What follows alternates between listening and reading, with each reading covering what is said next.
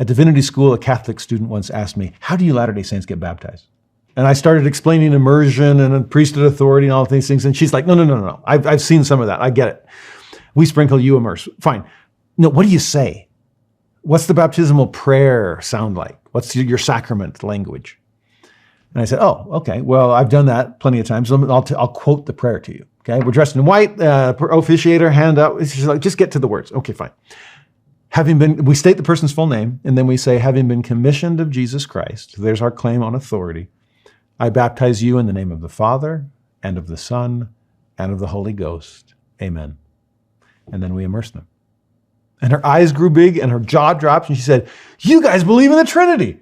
I had no idea. And I was like, oh, okay, no.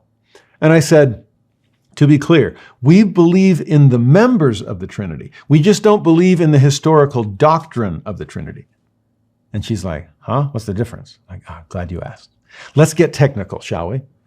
And we don't believe in the post-New Testament councils and creeds that forced those three into one.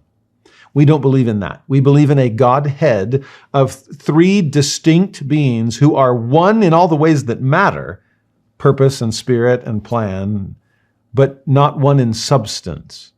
Ontologically, they are distinct beings, okay? And to help her see that, I quoted the first article of faith. Because here's the danger. I realized that in that moment, if somebody says, oh, do you guys believe in the Trinity? And we just say, nope, then what's their impression? What have we left them with?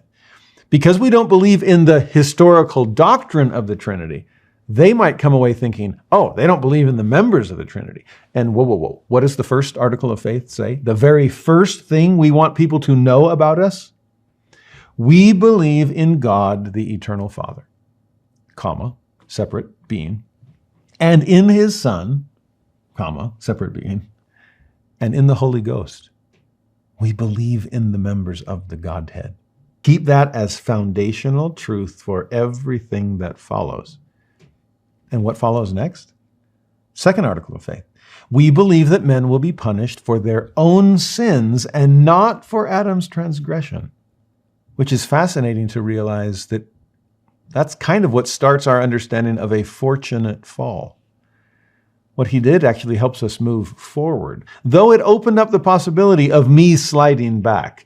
But it's me that I'm responsible for, not Adam and Eve.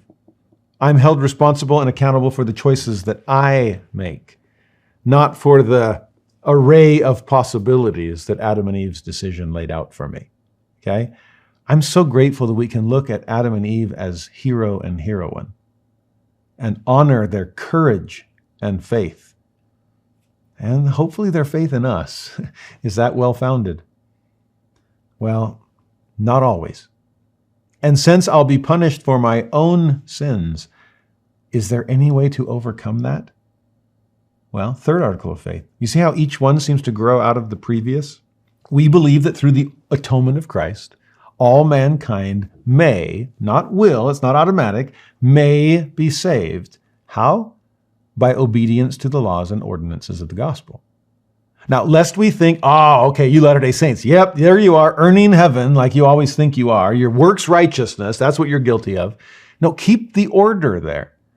Yes, we believe that we must obey the laws and ordinances of the gospel, but that's not first and foremost. That's an outgrowth of our faith, not the foundation of it. We're not earning a thing. The order of operations in the third article of faith is, how are we saved? How might all mankind may be saved? Through the atonement of Christ. That's how it happens. It is by grace we are saved.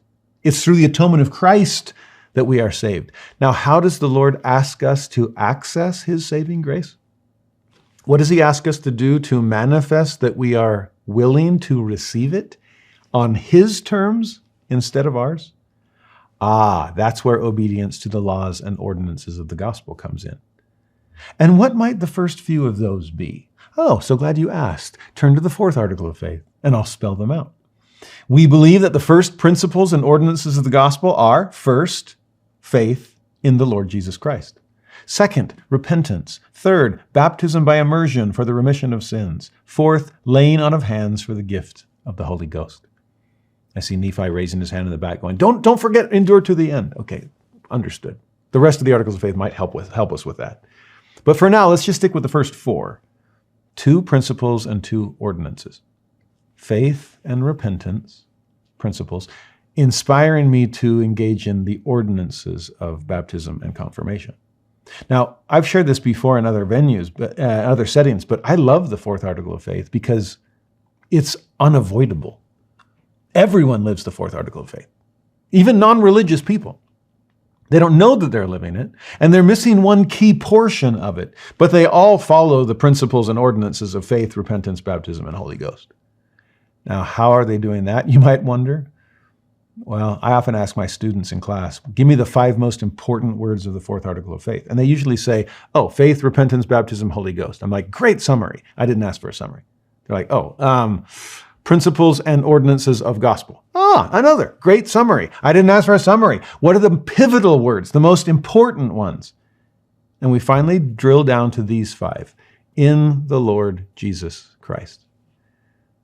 And the reason those 5 words are the most important, the most crucial words, are those are the only ones that are interchangeable. Everything else you might choose is just plug and play into the 4th article of faith, which everyone lives because it's inescapable. We all have faith in something. It's what we organize our lives around. It's the most central part of our being. It's our focal point. It's how we win the game. It's the game we're playing. The only question is, what do you put your faith in? Is it in the Lord Jesus Christ, those 5 key words, or is it in something else? Is it in your political party? Is it in your sports team? Is it in commercialism or consumerism or something else that drives you? Because beliefs always drive behaviors. Faith always leads to repentance. So now we're at the second part of that 4th article of faith. Whatever I chose and put in pole position as the object of my faith, my central concern, will always drive behavioral change. In fact, it'll probably drive it so intensely that I'll end up immersing myself in that behavior and fully committing to it. Sound like baptism? And then I'll go around looking for people to confirm that my decision was the right one. Sound like confirmation? Wow, I really am living the 4th article of faith. Well, until I start to question and feel less confirmed in what I chose, in which case I end up being less committed and immersed in it. And then my behavior starts moving in other directions until I really start questioning, why did I choose that as the object of my faith to begin with? Forget that. And it's gone. But we can't live in a vacuum, so it's replaced quickly with something else that then leads to behavioral change and commitment and confirmation. And we just spend our lives going up and down the 4th article of faith. And honestly, until we fill the first spot with the Lord Jesus Christ, nothing else will really get us anywhere. I love these first 4 articles for what they teach us and how they ground us in God. There's the gospel.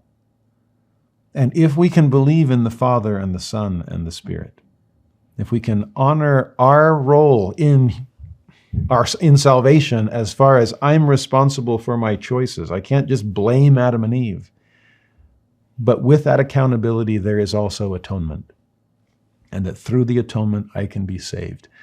Lord, just tell me what you need me to do as a result of my gratitude for the salvation you offer.